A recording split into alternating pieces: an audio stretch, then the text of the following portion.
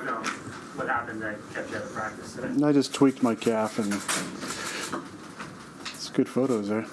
Just tweaked my calf in the a little pre-practice conditioning, so I decided to take a vet day. Is it going to keep you down a while or a short time? I don't know. I mean, I don't think it's too serious. What are your thoughts on doing some of those things like with the medicine ball and pulling weights and things like that? Yeah, I haven't done it before. I haven't done it in 18 years, so. But obviously there's some science behind it, so. What exactly were you doing when you tweaked it? Which were those? I don't know. Just running, I guess.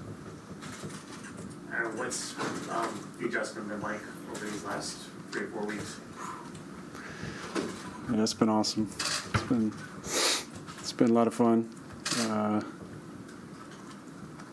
Haven't been to OTAs in the last couple of years, so it's been nice to kind of be out here, be in the meetings, speak up about certain things, little adjustments in the offense, and additional coaching points. Obviously, got a long history with Nathaniel, so he gives me a lot of latitude to speak up in the meetings, and just the opportunity to help out Zach and Tim and Chris in the room was a lot of fun. Is the speaking up in meetings, is that something you did a lot in Green Bay as well, or is that just something you're doing more here? No, I've always done that.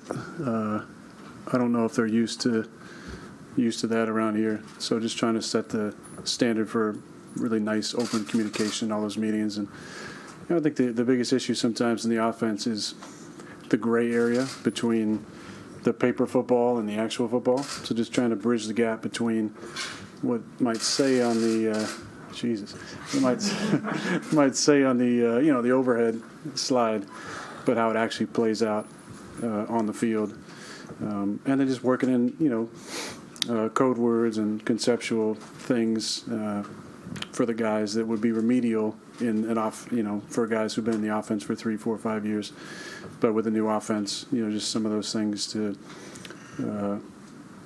little cheats in the offense to kind of hit their brain a little bit differently when the play's called to thinking about the right stuff. Why was it important for you to do all that?